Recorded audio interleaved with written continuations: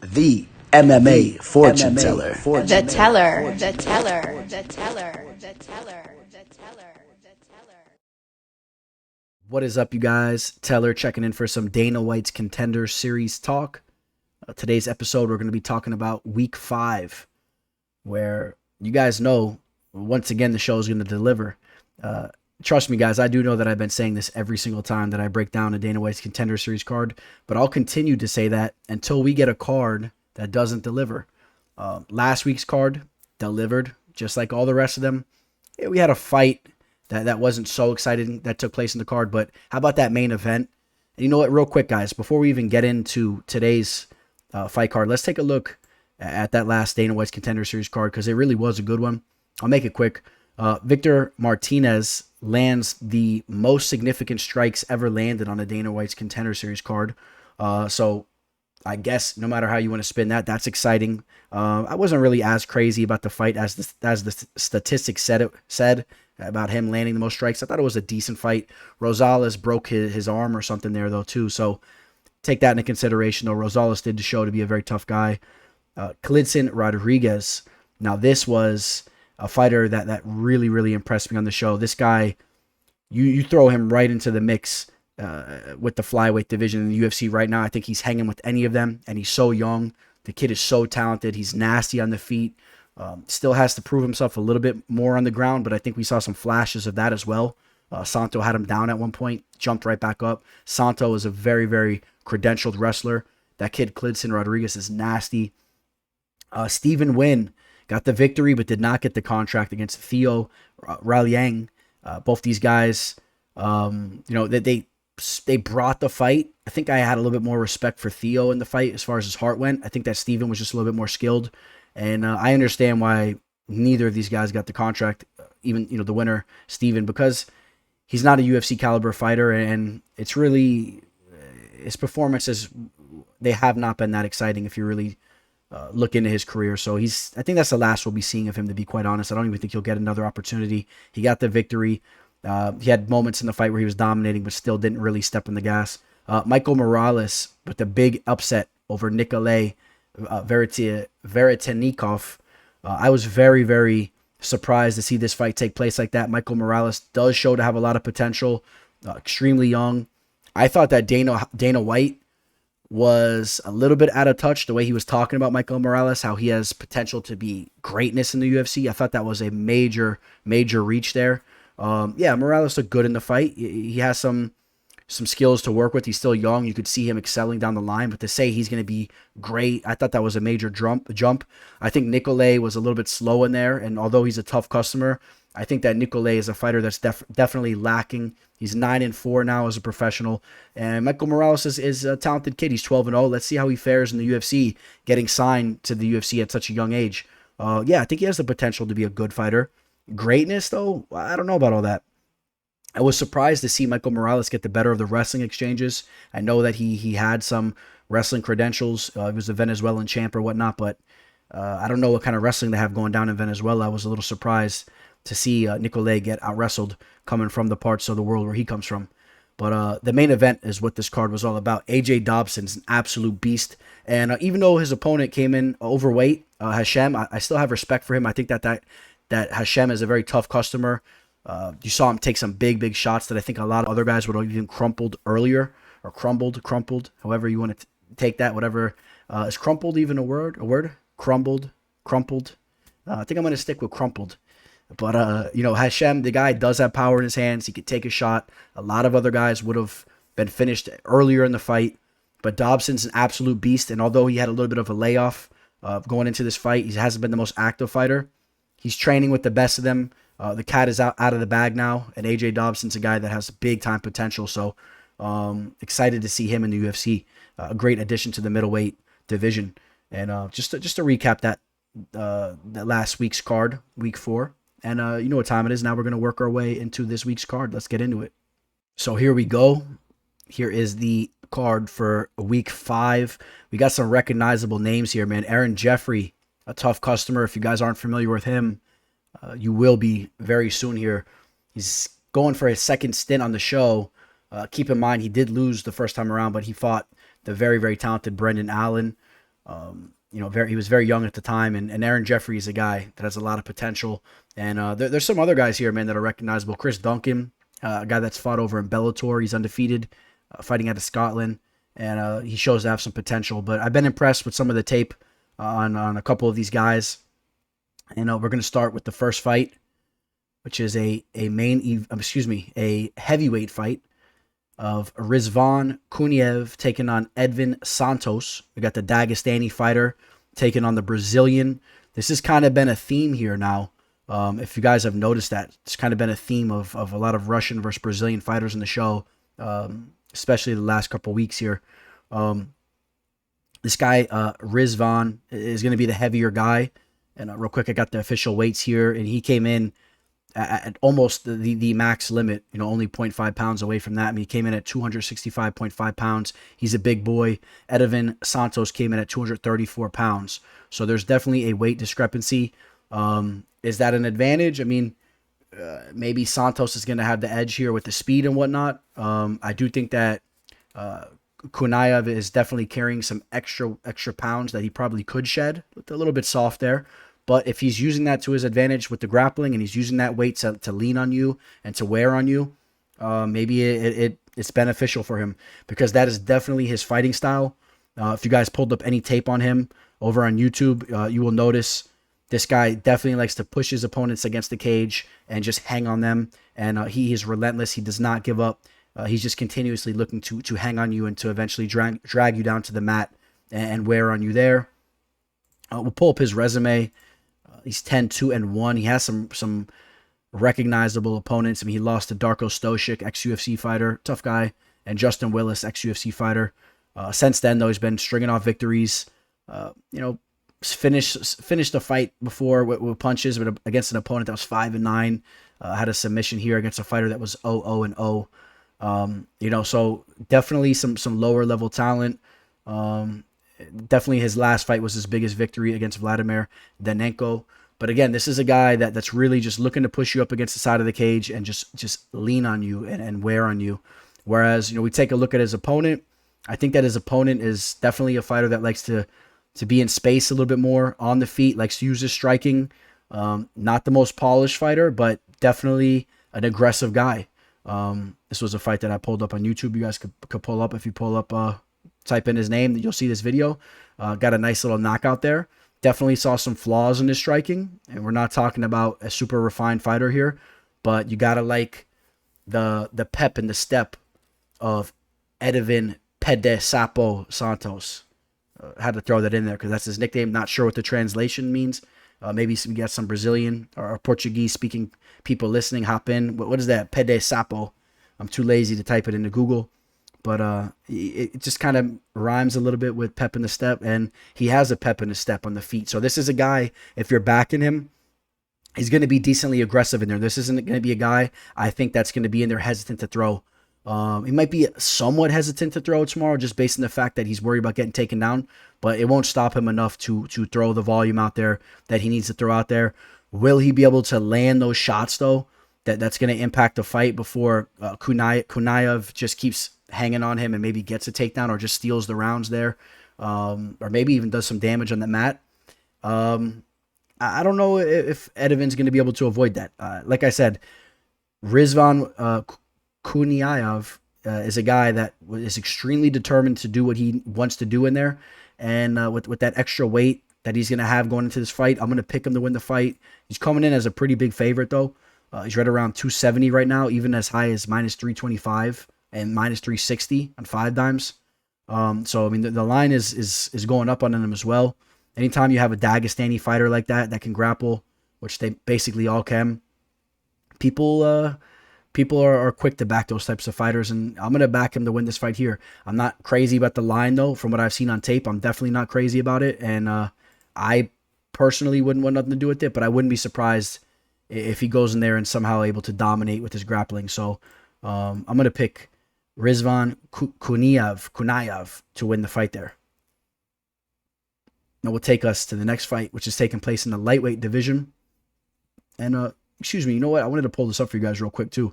Got pictures of them at the weigh-in real quick. You can see Santos here. He looked good at the weigh-ins. There's Kunayev. Maybe looking a little bit better than we've seen him in some of his past fights. Maybe actually looking to be in a little bit of better shape. So take that into consideration as well. There they are squaring off with Santos being, a little bit of the taller guy, a little bit of the longer guy. But again, the weight advantage is for the Dagestani fighter, Kunayev. All right. Now our next fight, like I said, taking place in the lightweight division. We got 2 undefeated fighters. I'm excited about this fight. Both these guys are aggressive guys. Both these guys bring the fight. Both of them are undefeated. We got one fighter, the Mexican fighter, and Daniel Zellhuber, the Golden Boy, who's only 22 years old. I love to see young talent like that coming out of Mexico. Always a big fan of the Mexican fighters, man. They got the fighting spirit. And he was taking off a tough Brazilian guy here in Łukasz Almeida that's 30 years old. He's going to have that age advantage, I would say. I think that's definitely more of an advantage to be 30 than 22. I don't care if you're more athletic or more fresh as far as your body goes at that age. I mean, when you're 30, you're really at that perfect mix as far as your physical capabilities and then your mind and your strength and all that. So, I mean, I'll take the 30-year-old fighter. But these guys both have the same amount of fights. So take that into consideration. Both these guys, they have basically have the same amount of fights. Łukasz has one more fight. So even though he's older, doesn't necessarily mean nothing. He got into the game, the MMA game, as far as professionally later than Daniel. Daniel, a guy that was fun to watch, breaking down tape on him. Nasty on the feet, aggressive. You saw him here throwing a nasty flying knee in this fight. There was some moments, though, where he was reversed and taken down and controlled on the mat a little bit. I am a little bit skeptical about his grappling. I could be off on that. You know what I mean? I was off last week as I talked about the Venezuelan fighter that I didn't think he really had grappling capabilities from the tape I was able to pull up. And all of a sudden he was very, very competent with his wrestling and his grappling.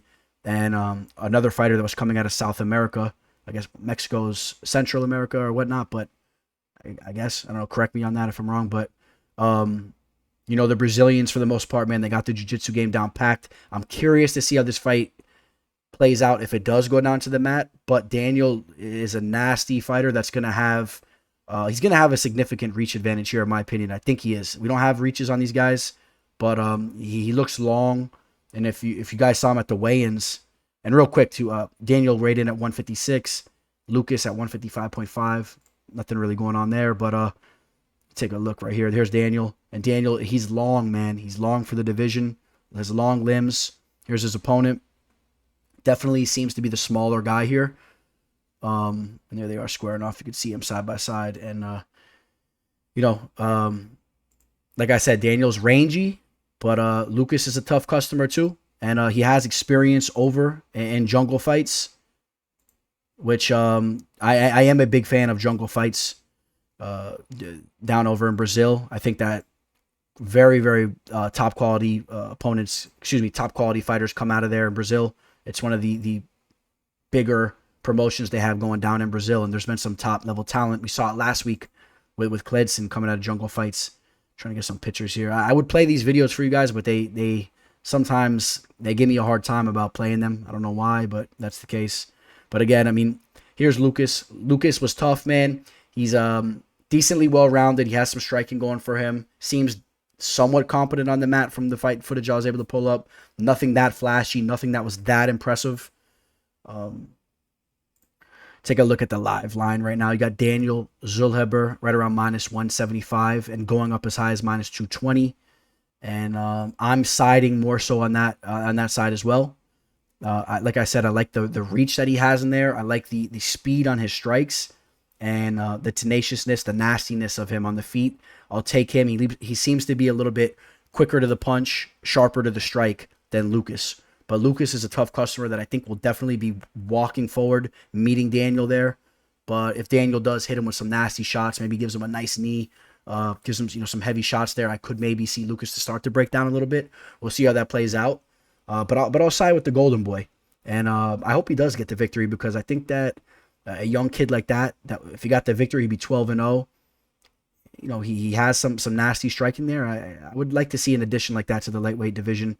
The Golden Boy kind of reminds me of some of the classic Mexican boxers that I've been big fans of back in the day. And Oscar De La Hoya, the Golden Boy, I used to enjoy watching him fight back in the day. I don't care for him these days. Who's that other young boxer, man? He's a treat to watch as well. Name slipping my mind right now, but the young Mexican kid who's undefeated right now, who's a very, very skilled fighter, has very, very fast hands. Maybe we can get one of those guys, over into the MMA scene, and it'll be fun to watch someone like that. So I'll take Daniel there. All right, this is a good fight here. Taking place in the middleweight division, Aaron Jeffery taking on Caio Barajo. And Aaron Jeffery is a guy, we talked about it, right? His last loss was on Dana White's Contender Series. He since won 4 victories in a row, taking out guys like Dennis Olsen, finishing him there, Bruno Asis, Andre Petroski. I know you guys are all familiar with Andre Petroski from The Ultimate Fighter, a very talented wrestler, a tough dude. Just had a big victory on the show against a lower level opponent. If you guys remember that whole fight, Petroski got that guy that jumped on the show late. Not a UFC caliber fighter, but Petroski did go in there and put the beat down on him there. I think Petroski is a good fighter. So anytime you're going out there and you're finishing a guy like him, respect. And I'm a fan of Jeffries. I think that Jeffries a good fighter. Won his last fight against Carlin Hookbody. And Aaron Jeffery is getting into work with some of the best talent out there, man. Sean Strickland, one of the hottest fighters in the game right now, who's really got things going on. Elias Theodoro, a very well-rounded fighter. You got, what's his name over here? The King of Combat. Name slipping my mind. Non-action. What's his name? Action-packed, whatever. He actually fought on the Dana White's Contender Series show a while back. Let me get his name for you guys real quick. Christopher Curtis. Very talented striker, good fighter. But, the point I'm making is I know for a fact that Jeffrey's been getting in a lot of work with Strickland and a lot of those guys over there at Syndicate MMA, and comes in spectacular shape. He's a very well-rounded, refined fighter. He's 28 years old. If you guys remember his fight against Brendan Allen, it was a fight that he actually started off very, very well in that fight. He was definitely winning the beginnings of that fight. Brendan Allen he had a very slow start in that fight.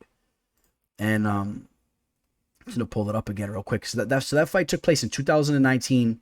So, Jeffrey right now, he's 28 years old. So, about 3 years ago, he was about 25 years old at the time. Definitely on the younger side there. I'm sure he's grown. I know he's grown tremendously since that fight. But again, he was winning the beginning of that fight, although it didn't last long. As you see, it was a first-round loss for him there. Brendan Allen ended up clipping him with a counter hook, and then the fight went down to the mat, and he choked him out. But I remember when that fight started, if you guys remember, everybody was very, very high on Brendan Allen even back then, coming out of Team Rufus Sport. And when Aaron Jeffery stepped up to him and even looked the way he did in the beginning, people were impressed.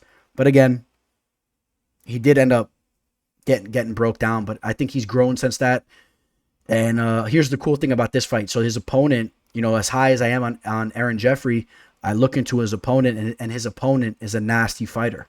His opponent, Caio Barajo, you could pull up a fight of him over here against Otavio Sagas, and he looked very, very good in that fight. I'm a firm believer that this kid Caio has good striking, very good striking. There's video footage of him hitting the pads and whatnot. You can see he's a diverse striker that has some pop and some speed with his striking. So this isn't necessarily going to be a walk in the park for Jeffery. At the end of the day, though, I'm backing Jeffery here. I think Jeffery will be the more well-rounded fighter. I love the fact that he has experience on the show already. He's learned a lot from that loss. He's been in there with big-time fighters like Allen, and I'm definitely backing Jeffery here.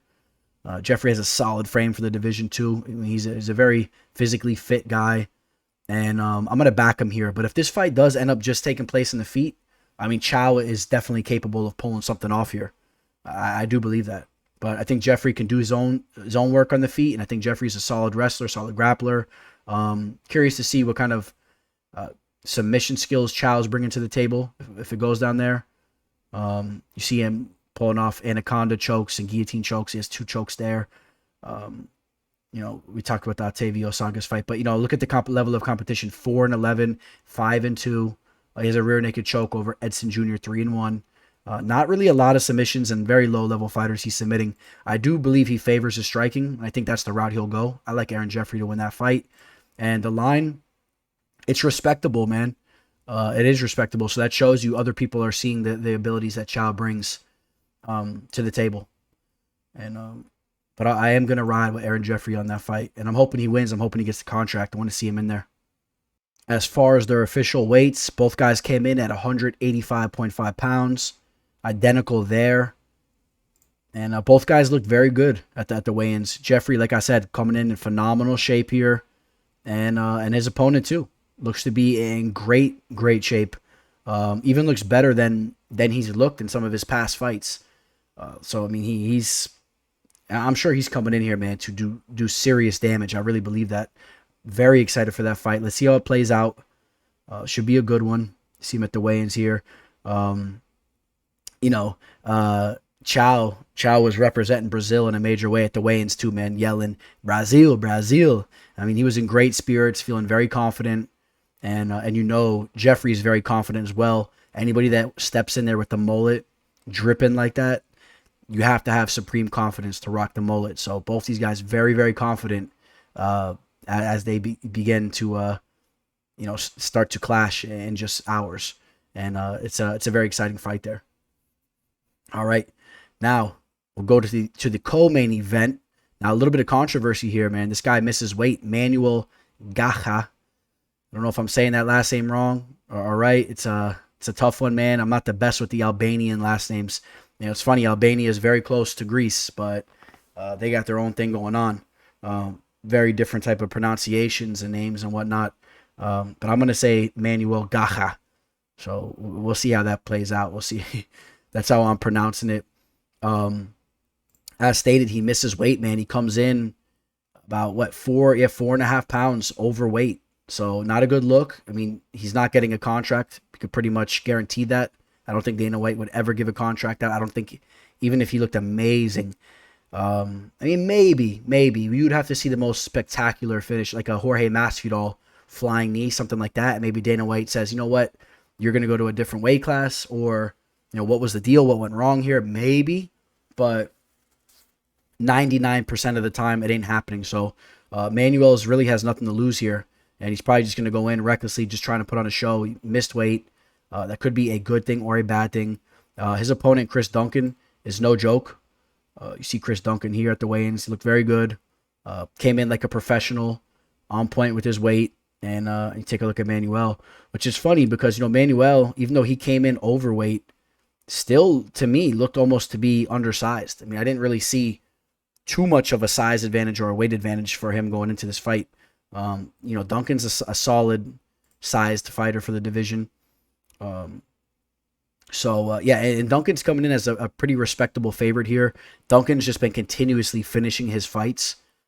If you want to pull up a solid fight from him, you can pull it up on YouTube. There's some highlights of it, of his last fight over in Bellator against Amic Furtado. And Duncan looked good. Duncan looked very good in that fight. I like his striking. I like his hands. 7-0 as a professional. A lot of finishes, like I said.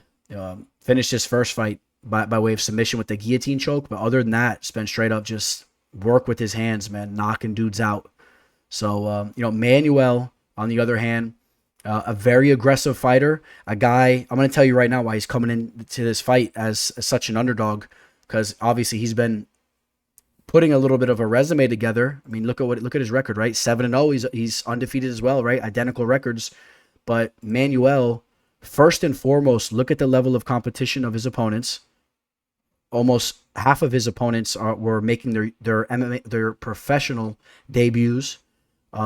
Guys with losing records, 0-2, 1-2. He's never fought a guy that had a winning record. Okay, if that doesn't explain it, then I don't know what does.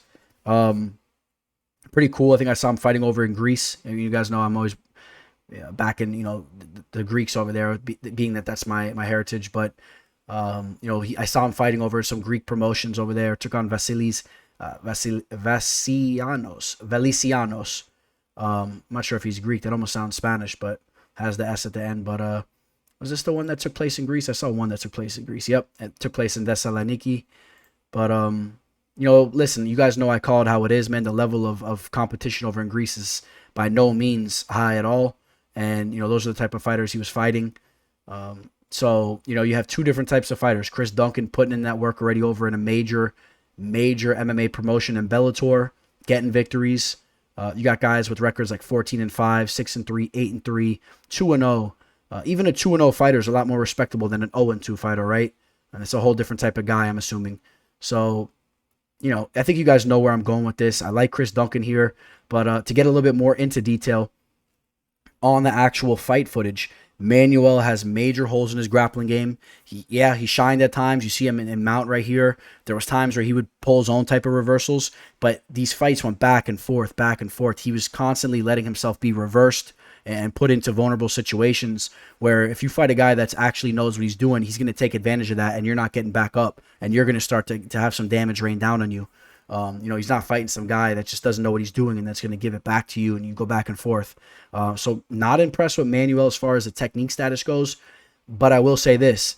He's a feisty guy. Manuel is a feisty guy, and that's why he's getting a chance to fight on Dana White's Contender Series. He will be out there looking for blood. He'll be throwing some bombs, and he'll look to make it an entertaining fight. But I think that Chris Duncan's the more polished and professional fighter that's ready to make the jump to the UFC. And I think that the UFC is really eyeing Chris Duncan a lot more so than Manuel here. But we'll see how it plays out.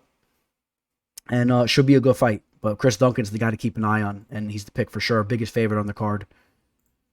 All right, that's going to take us up to the main event. Real quick, guys. I always tell you, if you guys are looking for a sports book, I'll make it quick, but if you guys are looking for a sports book, I highly recommend Bovada.lv to you guys. If you're interested in Bovada.lv, reach out to me through email, through Instagram, you can DM me, Twitter, shoot me a message. I'll give you guys my referral link. When you sign up, you're going to get an additional bonus put into your account, and I will give you guys some free bets, some free picks here if you sign up through that link, because I'll get the referral bonus there as well. And Bovada.lv is amazing, man. I've been using them forever, and all the payouts, everything is extremely legit. 24/7 customer support. You can call them up, get somebody on the phone.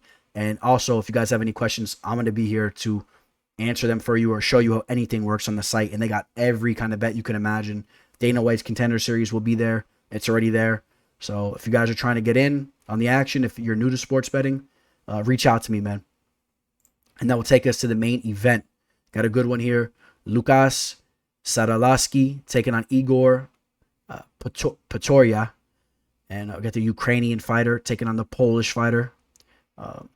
Two countries that produce a lot of tough fighters. How about the Ukrainian boxer that put in that work this past weekend, took out Anthony Joshua. In my opinion, the very overrated Anthony Joshua, who would have never stood a chance against a guy in Tyson Fury. Tyson Fury is so underrated. I don't know why. People just don't want to respect him. The guy is one of the greatest heavyweights of all time and would put work in with all the great heavyweights of time. He would have been right there tit for tat with all those kind of guys. He's a giant of a man. He moves so quickly. But there's a reason why Anthony Joshua did not want to allow that fight to happen, and that's why they pulled out. But just real quick, had to touch upon that. Because Tyson Fury would have finished Anthony Joshua easily. But back to this fight here. Igor, man, I like this guy Igor at the weigh-ins. Both these guys coming in. It said Lucas was 205, but when I saw a different one, a different channel that was showing the weigh-ins said he was 203. It must have been a mistake. But here's Poterya. The name spelled a little bit different on a couple different. I noticed that too on YouTube. They spell his name differently a couple different ways. I guess the translation over to English. Look good at the weigh-ins. If you notice, what's his name? Excuse me. Sudolski is going to look like the much bigger guy here. But if you saw the beginning of the weigh-in video, he was wearing shoes, and the Ukrainian fighter was not wearing shoes, even though he's still about an inch or two taller, inch and a half taller. But he has shoes on right here. So the size advantage is not necessarily what you see here. One thing I did notice was Igor was ready to go.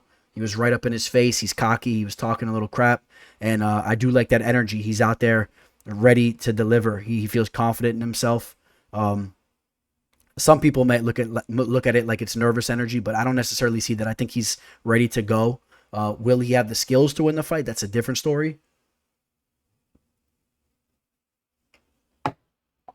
I wasn't necessarily overly impressed from what I saw from him on tape, But one thing I noticed is that he's decently well-rounded, and he constantly wins his fights, 19-2. Take a look at some of the level of competition of the fighters he's been fighting. Fighting guys 5-2, 11-5. Decent. That's a decent fighter. That's probably his biggest victory that he's ever had about 2 fights ago. Because then you look at this, you go back and you're talking about 0-2, 0-3, making your debut, losing record 17-18, 1-9. This is a problem here. When you see fighters with these types of records, there's a reason why this guy's won one of his 10 professional fights. He's not a good fighter, especially when you're talking about compared to guys like we're talking about here, guys main eventing on Dana White's Contender Series. Now, that doesn't necessarily mean that he himself is not a good fighter. Could have just been that he's been matched up with lower level talent. He's still going out there and doing what he needs to do. Did have 2 losses that were towards the beginning of his career back in 2017, 2015. So a couple of years back, he's been putting it all together here. Finishing these guys too. But is he ready for a guy in Łukasz Sudolski? That's a big boy, an aggressive fighter too, a guy that's willing to go in there to take you out. This guy's looking to take you out. As of recently, you take a look at who he's fighting against too. Not much better. 3-3-1, 4-1, 9-10, 8-8-1. Again, so both these guys fighting against lower level talent. When I look at Łukasz Sudolski, he has a good amount of fight footage out there. You can see highlight reels of him on YouTube and a couple of his fights, and this guy brings it, man. He drops some heavy hands. But as far as it from a technique standpoint, I froze it right at this point for a reason. Anyone that knows about striking and fighting, this is not an ideal left hook. Your arm should never be straight out like that. Your arm should almost be like a right angle. Your arm should be, cupped, and you should be turning with your hips, keeping everything tight. You shouldn't be flailing around like that. But it works sometimes, especially when you have big boys like this with nice long arms. You can get away with it, but in the top of the game and the pinnacle of the sport, that's not going to cut it. Guys are just going to be quicker to the punch. They're going to be way more tight with their technique, and they're just going to clip you on your chin as you're swinging like that. Is Igor that type of fighter that's going to make you pay for it if you start swinging from all the way out here in California, way out west? I don't know about that. I wasn't necessarily that impressed from what I saw from Igor. Like I said, he's a decent fighter. I'm going to go with the favorite here again. I'm going to take Sudolski. I think overall he has more things going his way, slightly the bigger guy. I liked what I saw from him to an extent. And, if I'm picking who I think looks better on tape, I'll go with him to win the fight. There they are squaring off again. But I'm excited to see how that fight takes place. And should be another good night of fights, like I always say. If any of you guys are looking to work with me on my official plays, please do not hesitate to reach out. I'll let you guys know what my pricing is. As always, shout out to every single one of you guys that come in here, listening to my videos, just getting insight from my perspective on these fights. It's always highly, highly appreciated here. I'm going to be recording this upcoming weekend's fights where we have a hell of a main event. Thiago Maheta Santos taking on Johnny Walker. Should be a great main event fight. And I'm going to be doing a full breakdown of that card here. I should have that out to you tonight as well. And that's going to wrap up DWCS Week 5. Please like this video on your way out, guys. I appreciate all of you. All right. I'll be in your guys' ear here in a second, like I said, for the other UFC card. All right, guys. Signing out. Teller. The MMA fortune teller. The teller.